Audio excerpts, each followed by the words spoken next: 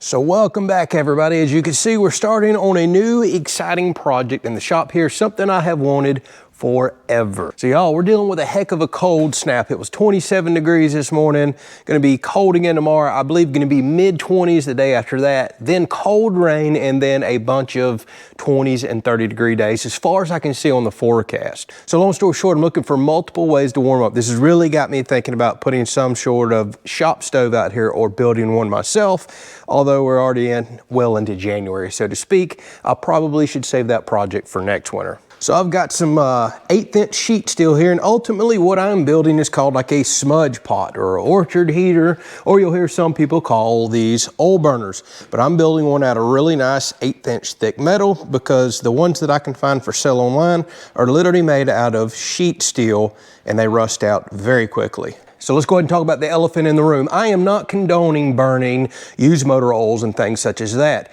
Because these are called oil burners by a lot of people, people get that misconception. You can burn refined fuels like, say, really refined kerosene in these, diesel, vegetable oils, and yes, some people burn used motor oils.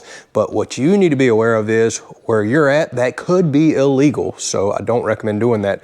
No matter what you do, if you buy you a smudge pot or build one, this is for entertainment only, by the way. You want to put something that's slow burning and slow to ignite. You don't want anything that could be an explosive. That's on you to figure out. So y'all, I have no plans. I'm just kind of winging it. I've got some sheet steel, like I said. You can see what I'm doing is cutting out here. I'm about to take my angle grinder, check this out, with a cutoff disc. And see all these lines that I've done laid out? I'm just gonna lightly score about halfway through this steel so I can bend it together and not cut these pieces where I have to do a big weld on the outside and put them back together. This is a really clean way to make this stuff look. I'm gonna score right down here, fold this together. I have two identical pieces that's ultimately are gonna build the base, and then we'll have to weld a bottom onto this. And then I've got some leftover square steel right here. We're gonna do a 4-inch flue or stack on this. We're gonna have to figure out how to do a return pipe and kind of just figure out how these smudge pots themselves work and make it very fuel efficient.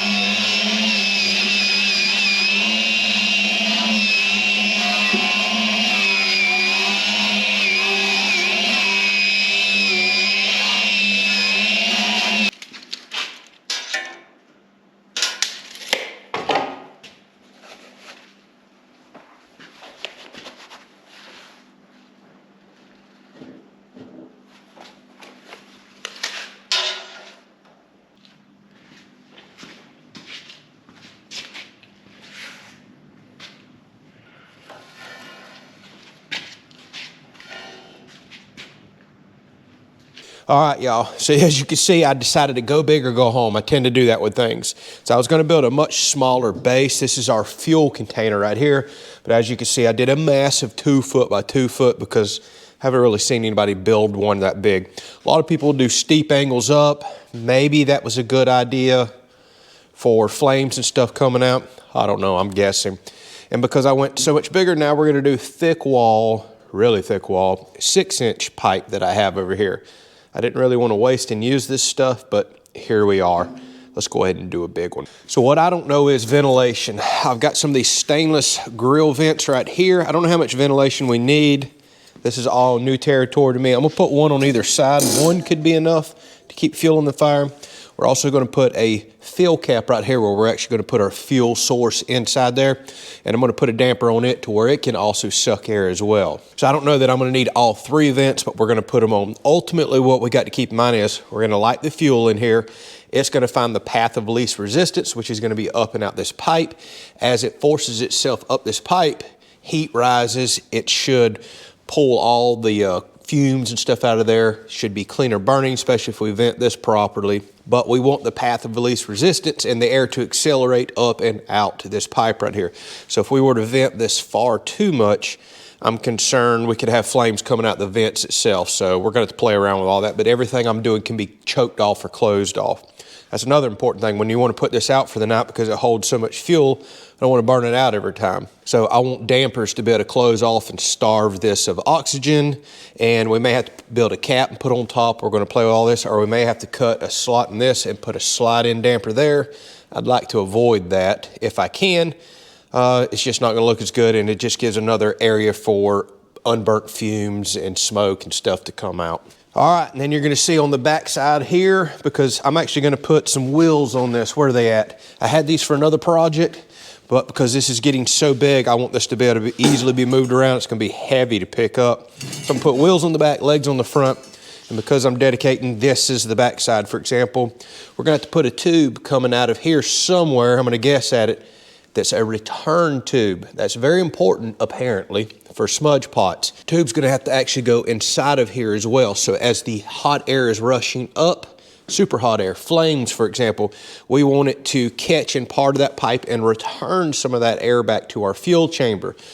Couple reasons why. One, that puts a draft back in the chamber, which is probably a good thing, but ultimately what I am understanding with the limited resources you can find for waste oil burners is putting that hot air back into your cold fuel source ignites it quicker, gets everything burning hotter, quicker, faster, which is less carbon buildup, less smoke. You're just gonna get a cleaner burning, more efficient, and faster starting smudge pot. Sounds good in theory. I don't have a clue. Let's figure it all out.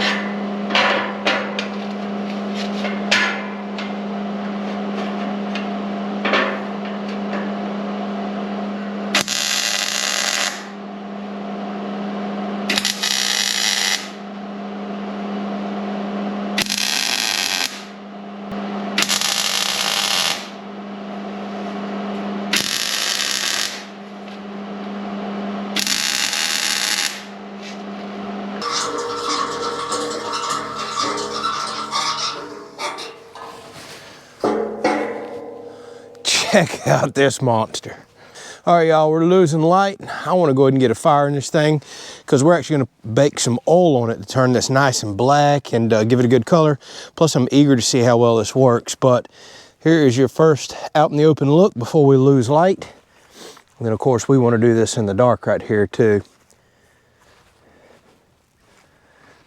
This thing wound up being a monster. So I just gusseted the upper section in because it is on 1/8 inch top, and as things heat up, I don't want it warping and going crazy. Plus the gussets make it look like a rocket, doesn't it? Looks good. I have no idea if I've got the return pipe where it needs to be, but we're about to go ahead and put, I've got some kerosene and I've got some diesel. I'm gonna choose one to put in here. We'll see how smutty the burn is. Try to do something a little nice and clean, and don't forget there's multiple other things that we can burn in here as well. So let's go ahead and put a little bit of, maybe a gallon or two in the bottom. That thing will probably hold 5 to 7 gallons looking at it. And we should get a really good burn out of that, but I'm not gonna fill it up too much in case I need to move it around. You can see I did a really, really long chimney stack. While that's expensive because this is expensive metal, I wanted to make sure the flame was up higher than people. I don't like when I see rocket stoves that are about this short and there's this big smutty flame rolling back in your face. That's dangerous. So I like the idea of having one up high. And I could always cut this off if for some reason that's not working well. But typically the longer the pipe, the more draft you'll get, and that's a good thing. Having never built one of these before, I have no idea. And I've never seen one quite like this either. Although, I guess I've seen somewhat similar ones, but this is definitely one of a kind. This will be a good time to check for some leaks as well, so maybe I won't put but just a couple of gallons in here. I'm really glad I went with the wheel design too. I've never seen a smudge pot on wheels before. This thing is such a beast. Plus I want to be able to move it around. Big old 10-inch wheels is the only way to do it. We'll use this long torch right here to get down in there and get everything going. Because this isn't an explosive fuel like gasoline, again, we're not using stuff like that. It may take it a minute to get lit.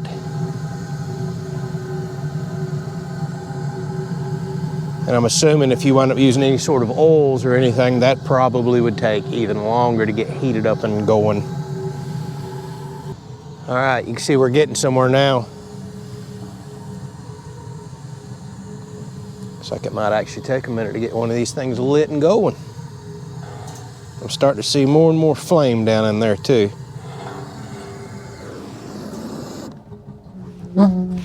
Listen to this. We're burning now. So it took probably 60 to 90 seconds with the torch to get everything going. And look, we're already getting a very, very clean burning flame. That's shocking. I don't know if y'all could see the heat coming out of there.